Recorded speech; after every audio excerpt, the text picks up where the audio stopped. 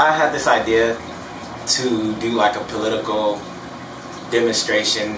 I was thinking maybe I could set up a tent, and I felt like camping in public would be like a total wake-up call to the corporate aspect of our lives, you know, cause some type of chaos.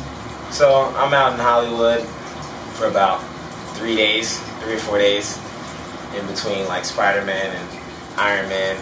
So I was like, fuck it, this is not working. And I always had the tower like second, like this is plan B. I wasn't even gonna climb the actual tower. I was just gonna have my tent out there on the base, and you know, have my chair, my megaphone.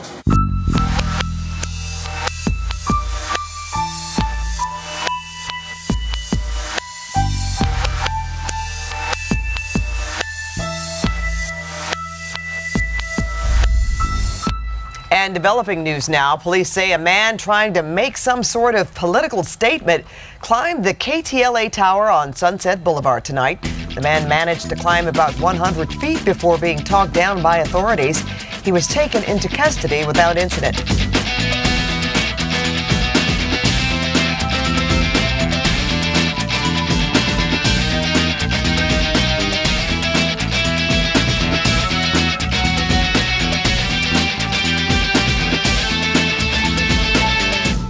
Monday, I initially went to KTLA, hopped the gate, you know, set up this tent, all this other stuff.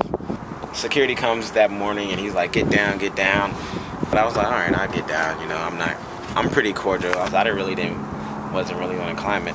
So was this the first day? This is the first day. So the first day is the day you went out and set up the tent? I actually had it, yeah, I actually was set up to do it like the way I wanted to. What was the message that you were given during that? You know what?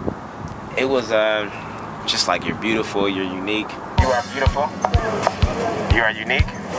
You know, you're one of one. You are one of one. The secrets to the universe is in your heart. You're 100% already. It is very sad that we're walking in the streets like strangers, only to avoid each other and make it to our next shopping destination. It is quite funny. People are the best investments. But I am here to reassure you that your life is not a complete waste. There is still time to change it. The police come.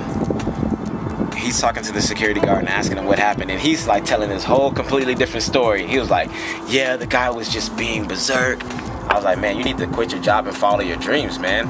He was like, yeah, but my dream is to be a cop. And I was like, oh. One of our security guards actually spotted the man. That's my problem, because I was thinking if I was a security guard, and if I was a security, I'd be like, hell yeah, go the fuck up. They're like, here, what are you gonna talk about? Like, I go up here with you. And that's the problem. I think, wow, I'm going on a whole nother fucking tangent. I mean, he isn't, people don't really they don't know him, so I mean, it's easy for somebody to, you know, see something on TV and just assume the worst about it. I mean, that's the media's job, to make that person look, you know, as bad as possible. That's how they get, you know, the ratings and shit. So they're gonna word it and film it in any way they can make that happen. But he's out there doing a great cause, so, you know, he's promoting peace, you know, starting a revolution, waking people up. I'm behind him. Welcome. They said they want something new.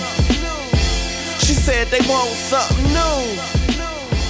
Cops ended up taking me to jail because he agreed. I go to court the next day. My charges was trespassing.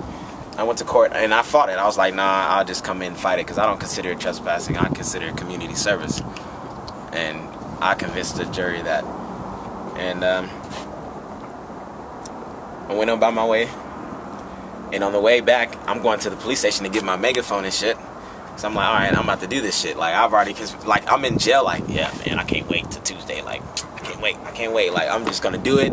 Fuck it. I don't care what anyone says. I'm doing it. And I get to the police station, and they're like, oh, you can't get your property after 6. I'm like, oh, fuck. And I just had like this Pootie Tang moment to where I was just like, all right, you don't need the belt. You know, you don't need the belt. The power's not in the belt. Just go, man. I was like, fuck it. I'll just go, man. fuck the megaphone. So as the light is, you know, the sun is going down over the mountains and shit, and I'm like, damn, man, someone needs to hurry up and call the news or something. I'm telling these guys, like, call the news or tell them I'm up here, like, do something. Good evening, I'm Micah Ullman. And I'm Cher Calvin. KTLA's Olga Ospina was there for the dramatic conclusion. She is live right outside our studio with just how it all ended. Olga. Well, Cher and Micah, quite the bizarre story. A man apparently climbed the tower that you see right behind me, the KTLA 5 tower that you see off the freeway. The call came in about 8:15 tonight. Bam, like, look at this shit. Quite a dangerous feat, and police, of course, a fire department was there trying to talk him down. There's like 3 fire trucks, 30 officers, 30 firemen, and I'm just up there like, wow. All right, this is not going as planned. Let me light a cigarette. Light a cigarette. The guy, Dan, is talking to me. He turned out to be somewhat of a cool guy. The next step, we're going to have our mental evaluation people look at him and see what kind of charges he'll be facing. He likes Pink Floyd, though, so he's all right with me. He's asking me what's going on, like, do you have a doctor we can speak to? Giving me, like, and I'm thinking, like, oh, he's giving me the whole movie script. Like, this is why I feel like I'm in a movie. Take a look. This is from earlier tonight when this man, he climbed all the way up to the A of the KTLA, and that is probably about 100 feet up. They shut down the whole street, and they inflated these 2 balloons, like the ones you fall on, like if someone falls out of the building or the top or wherever. And they even cut down like a parking pole to place a balloon on the sidewalk because it was in the way. So and I was just looking at the sparks, and I was just like, whoa, this is way too much. Like, I didn't even ask for all this. Like, I didn't even want all this. It did take quite a while to get him down. The funny thing about moments that you never get them back. And I was so, like, just shook up about the moment. And I'm walking to the cop car. And I'm feeling good, though. I'm happy, like, I'm smiling and everything. And what he told police is he had a message to deliver, and that is why he was climbing the tower. But the camera is right there. This is the point he wanted to get across. To return back to a state of nature. We live in a society where, especially my generation and the generation before me, has basically failed me, and everyone else in the society. Everywhere else, there's a revolution going on, but this one just we're too caught up. My fault was not being so, I guess, aggressive about my endeavor at the time. Now, there are also reports there was another man who was sitting under the tower yesterday morning. Police have not yet confirmed if it is the same individual. They say they believe it is, but they're looking into this. Again, as you heard from the detective, they are taking him to the station, and they are deciding if they will press charges against him for trespassing. And then I end up at Penn Mar. I wasn't really expecting to go to a mental institution for a week and a half. I was really expecting jail, and I was cool with jail.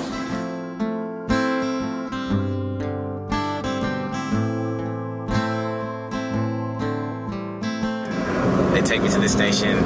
They're like, well, you have a doctor, you have anyone you want to call, and they're asking me all this stuff that I knew that had to do with mental health. And I was like, no, I'm completely sane. I don't have a doctor.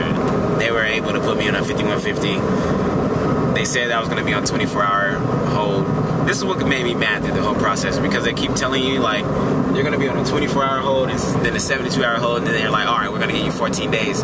You're expecting some type of mercy because you're sane, and that someone's going to be able to hear your story and let you go. But they just say that just to prolong the evaluation and just to give you, they're automatically going to give you 14 days. It doesn't matter who you are, it doesn't matter what you did. So you're thinking like, all right, I just go to a hospital, talk to the doctor once, and then he's going to realize I'm cool. No, that's not what happens. You basically get stuck in this system. The staff said it there themselves, how the doctors are really big on pills here. And I'm trying to explain to the doctor, like, I'm cool, I don't need any medication. And he's like, well, that's what you think. And I was like, well, damn, yeah, that's what I'm supposed to think. Like, what is that supposed to mean? It was just, it did have its Shutter Island moments. The thing when you go to the mental institution, the reason why you're there for 14 days, or you at least have to be served for 14 days, because you don't even get to go to your hearing or have a hearing until like your 6th day of even being locked down. So that's what took me so long to even get out, because I'd never had a chance to plead for my sanity until 2 days ago. But the whole time I was just going, all my days were just running together, you know, like it felt like the Titanic, and I was just trying to keep that shit from going down every day. But like I said, I met some cool people there that I was able to communicate and talk to and learn from, so it wasn't completely bad, even though they had no books in the whole place. How are you going to be a mental institution and you don't do anything that works on the mind? You don't do any memory games. You don't do anything that's going to somewhat benefit these people other than going out and getting the pill. You need some real help. Like, these people are not really helping. I had to remind myself, okay, I'm in a mental institution. Of course, like, these people are going to be like, it's difficult. Because 60% of them that were in there, yeah, probably did need to be in there. So majority of them had kind of been through the process and kind of knew how it was. And the thing that I didn't like about it is because the way that they use their words. Words are very powerful. And the way that they use their words was like, he denies mental health history. Like insinuating, like if there was mental health history there, and then I've been diagnosed with something. So I was like, so what did the evaluation say? And they're like, well, we don't have the records of that. Because I was like, there is no records. Like, but just the fact that that's even on there. Look at this. Look, this is the shit. I wasn't depressed. I told him I wasn't delusional. I wasn't suicidal. I didn't have mania. I wasn't homicidal. No hallucinations. No paranoid. Nothing. I came in for the regular shit that anybody else would have came in with. Mood liability, confusion, anxiety, and agitation. Yes, I was agitated like a motherfucker in there. And that's what they gave me. I mean, I'm sure I wouldn't have done nothing that week anyway. So it was cool, you know. Most people would have I would have just had another week's worth of statuses on Facebook. You know, I would have had a week's worth of just me trying to talk to some girl that probably doesn't want to talk to me. Just so another week's worth of me trying to start a conscious revolution. Most people can't realize how I'm able to somewhat be in the circumstances that I am in and still have a positive outlook on things. And I see it like, what other outlook could I have?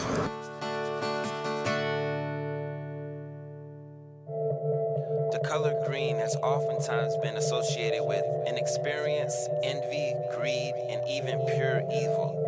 The green used here to describe the condition of the heart, however, takes on different definitions. Specifically, those definitions include hope, growth, energy, rejuvenation, and cleanliness. I'm Turbo T Double, and this is Green Heart. From the bottom of my green heart, green heart. From the bottom of my green heart. I'm so content, it's almost a superpower.